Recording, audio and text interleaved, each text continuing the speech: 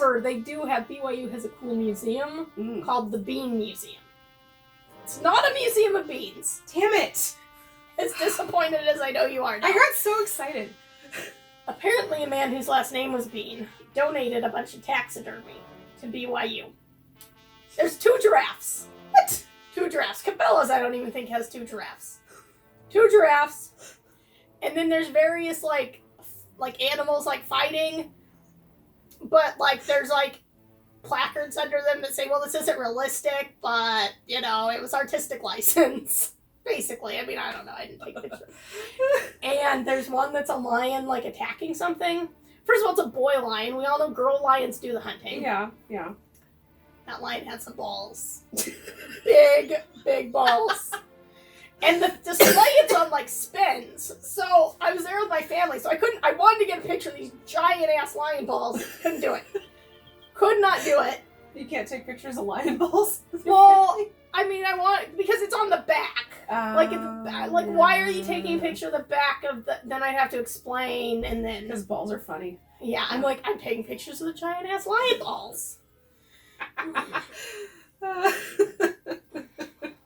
I really hope I can use giant-ass lion balls. I do think we should try to go to the Bean Museum, though. The Bean Museum is pretty cool. That does sound awesome.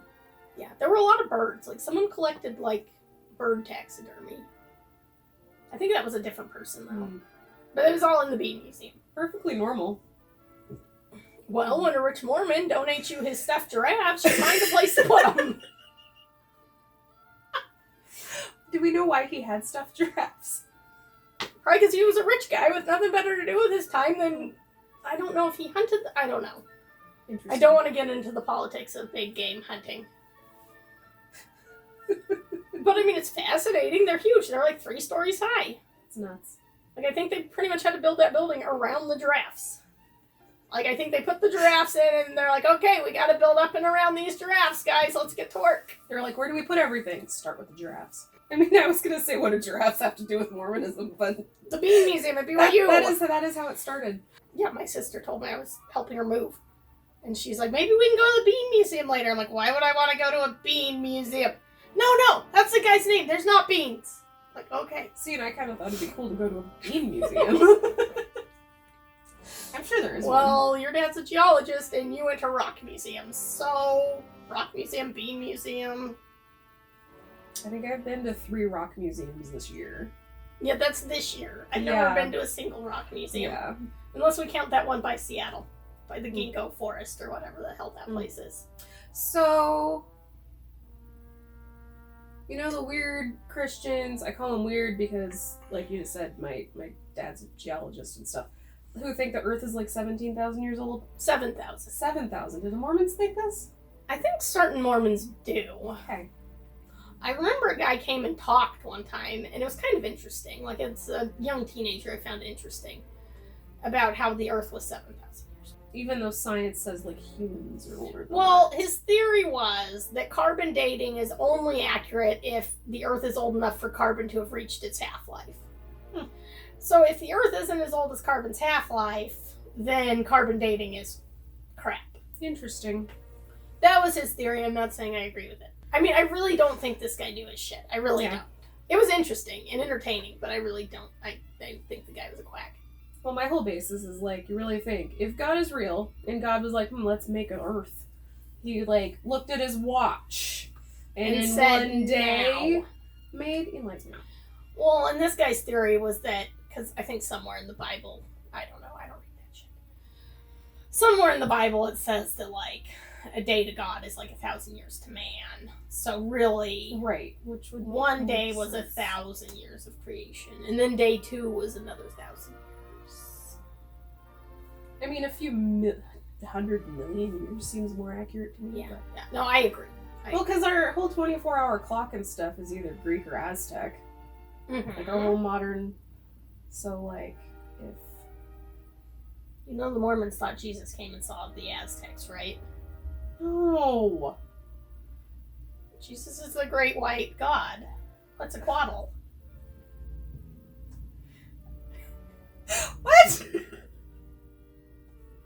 So Jesus dies, right? Comes back to life. Yeah. Tells his apostles, I gotta go now. I got other sheep who aren't at this fold. Where was he when he did this? That was in Jerusalem. Okay. The actual Jerusalem? Yeah, actual, Middle East. Okay. Tells his apostles, Peter, James, and John, George and Ringo. He has to go get on his yellow submarine. Right. So he tells them and, I don't know, whatever else, other followers he had, that he's got other sheep that aren't in that fold. And he comes to the Americas. And voila.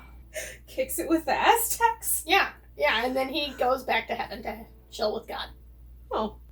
Wow. Yeah. Yeah, they left that detail out in my boring Christian upbringing. Well, they would, wouldn't they? I mean, the Christians don't want you to be Mormon. Fair. Mormons are evil.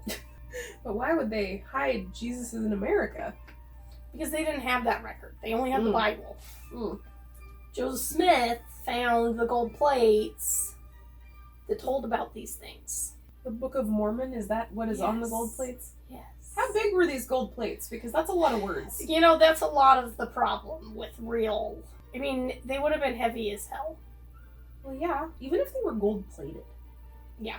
No, I don't think there were. So, do the gold plates, are they still somewhere? Like, are they Well, no, supposedly- he was told to put them back in the ground and God took them away. Angel Moroni told Joseph Smith to put the plates back in the ground where he'd found them. After he, transcribed it Yes. all? Okay. Well, he didn't transcribe them because he couldn't write. Someone else had to write for him. Okay. Joseph Smith, well, people say, he was illiterate, which apparently back then just meant that you didn't write. Okay. But he could read. But he just couldn't write. Okay. Never learned the writing, I guess. Sure. Too busy, plowing fields and Digging holes for plates? digging for treasure. Okay. Yeah, with his seer stone in his hat. There's a good South Park episode about that, I've heard. We shall find it. Okay, I've never watched that episode. We shall find it. So yeah, he did as God told him, put the plates back in the hole, covered them back up, and God took them up to heaven. Why would you have to bury them for God to take them to heaven? Oh, because they're not real. Okay. There you have it. That must be it. There you have it. And I heard on one podcast, which I can't really remember which one, because I listen to way too many ex-Mormon type podcasts, where they were talking about how... So Joseph Smith, as a young child, he got a bone infection and had to have surgery. And he refused alcohol. Which is why Mormons think that you shouldn't drink alcohol, because, it's bad. And Joseph Smith, even as a boy, knew alcohol was bad. Well, his dad was a drunk, so he probably just didn't want to be drunk. Probably. So, he gets this operation on his leg and was stuck in bed for months on end. Well, when you're, imagine being stuck in bed for months on end, no TV, no movies, limited supply of books, because back then most people, they had the Bible and maybe one other book in the house. You get creative. You start making things up to keep yourself entertained. How old was he? He was 8 or 9, I think, when the leg surgery thing happened. Oh, yeah. 8 and So- 9-year-olds never make stuff up. Right. So I can see him, thinking through all of this, and so he's still got all this in his brain, and tells his friends, I'm translating these plates. They're under this cloth over here. You can't look under it because you'll die. I don't know if it was die or... I'm sure God would smite them. Oh. Something. So God will give you the plates, but then you can't look at them.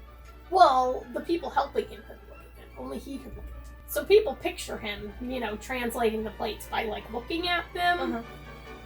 No, apparently the plates were just in the room, and he had his trusty seer stone in his top hat, and he just looked in there and could see what the plate said, and then sometimes his wife or sometimes another guy would write down what he was saying. Literally, the Book of Mormon had no punctuation. They took it to the press, the printing press, and the printing press guy goes, this has no punctuation. So the printing press guy added the punctuation to the Book of Mormon. How bored was he? Apparently they paid him well. I don't know. You think he didn't add anything else either? I'm just saying. They're saying he just added the punctuation. Sure. I'd add a few pretty details. I'm having a hard time with the top hat, the seer stone, too. I think there's a South Park episode about that.